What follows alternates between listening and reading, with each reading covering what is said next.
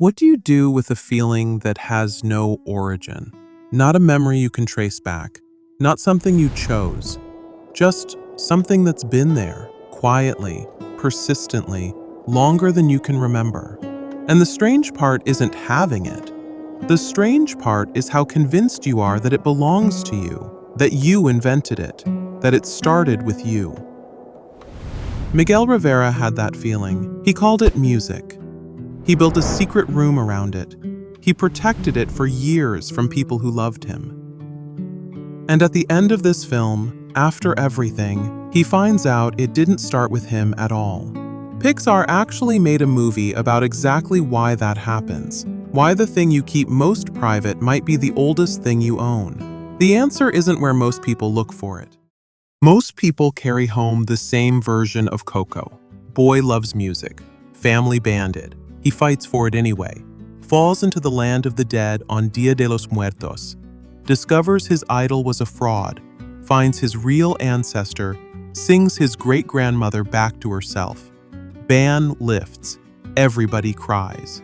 That's the version most people carry home. Here's the one they left behind. The easy read on Miguel is that he's passionate. He had something real inside him. His family couldn't see it, and he was brave enough to fight for it anyway. Every essay, every breakdown hands you that reading and stops there. It's not the whole thing, because passion doesn't explain the specific way Miguel falls apart in this story. Passion doesn't explain that line in the rooftop room. Passion doesn't explain what Mama Coco has been doing in that chair for 70 years. Something else is running underneath this film, quieter than passion, older than passion. And once you see it, the movie changes completely. 10 minutes in, the family makes their announcement. Miguel is joining the workshop, full-time, every day after school.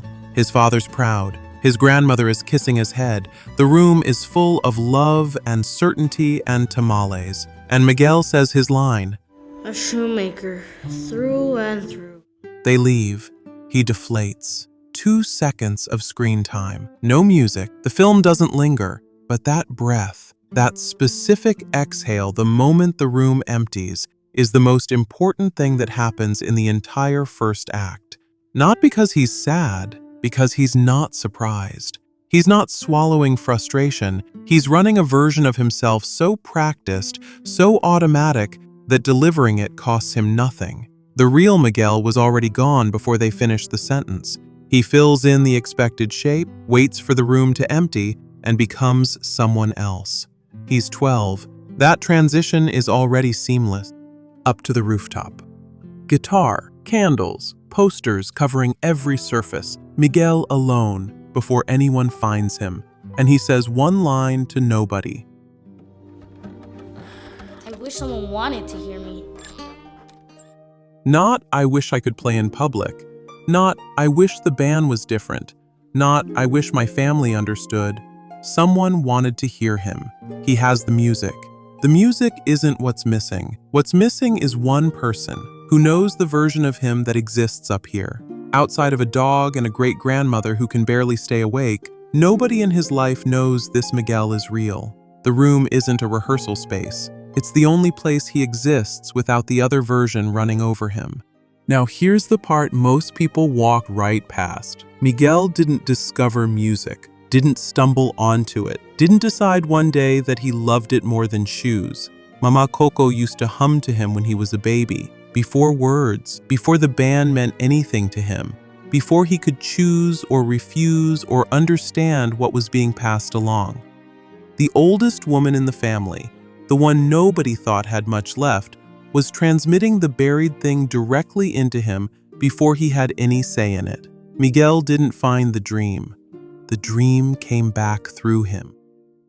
Now watch what Mama Coco has actually been doing this whole film, sitting in her chair, saying almost nothing. The family speaks around her like she's already more memory than person, and the whole time she's been keeping Hector's letters, keeping the torn piece of the photograph, his face, physically removed from the picture, the face they cut out, folded safe somewhere on her body, for 70 years. No announcement, no explanation, nobody knows. The family held a ceremony for forgetting. Mama Coco quietly didn't attend. She kept the torn face the same way Miguel keeps the guitar, privately, without being asked, without being able to explain why except that something in her couldn't put it down.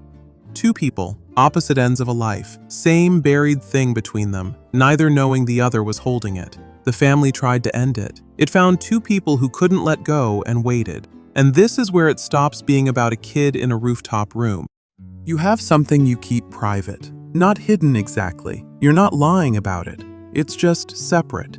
The thing that exists in the space when nobody needs anything from you. And you've told yourself it's fine where it is. It doesn't need to be explained. Doesn't need to be part of the version of you that shows up for everyone else. You know the exhale, the drop in your shoulders after the dinner, after the call, after the work thing where you performed the expected version without complaint. The 4 seconds in the car where you feel like yourself before the guilt arrives for no clear reason. Like the real version is the one that needs to be kept separate. Like the thing in the room is something to be managed rather than something that belongs to your actual life. Here's the question Coco is asking underneath everything. Where did it come from? Not where did you find it? Where did it come from? Because we assume we invented the private things. Assume they started with us, belong only to us, arrived from nowhere. But sometimes if you follow it back far enough, past yourself, past your parents, further back, somebody else in the family loved exactly this. And they stopped. And nobody talks about why. And their name might be the one that got removed from the photograph. The thing you keep in the room might not be yours alone. It might be the latest version of something much older trying to come back through whoever would carry it. That person turned out to be you.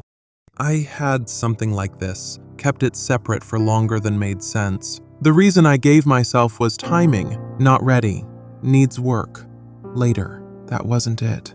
The real reason was that the private version felt like the truest thing I had.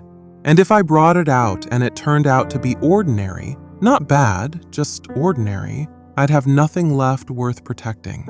So I kept it in the room and called that caution. I found out eventually that someone before me had done the same thing, kept something similar, put it down before I was old enough to know it existed. I don't know exactly why they stopped. I've thought about asking. I keep not asking. Some part of me recognizes the answer. The end of this film is not a stage. Not a crowd, not a spotlight, not a moment where Miguel stands in front of the valley and finally gets the recognition. A chair, a small room, an old woman who hasn't finished a sentence in years. Miguel sits beside her and plays the buried song back to her, quietly. No audience, no proof being made, just the melody and the two people it was originally meant for. Something that had been fading for decades comes back into focus. Mama Coco sings. She reaches into her pocket, the one she's been carrying for 70 years, and takes out the torn piece of the photograph, his face, and she gives it back to the room. The thing the family buried in one generation saves them in the next. The band doesn't lift because Miguel made the right argument. It lifts because the buried thing, finally said out loud, turned out to belong to everyone. It was always the family's, sitting in a chair, folded in a pocket, hummed into a baby before anyone thought to stop it. Miguel gets what he actually wanted, not the stage.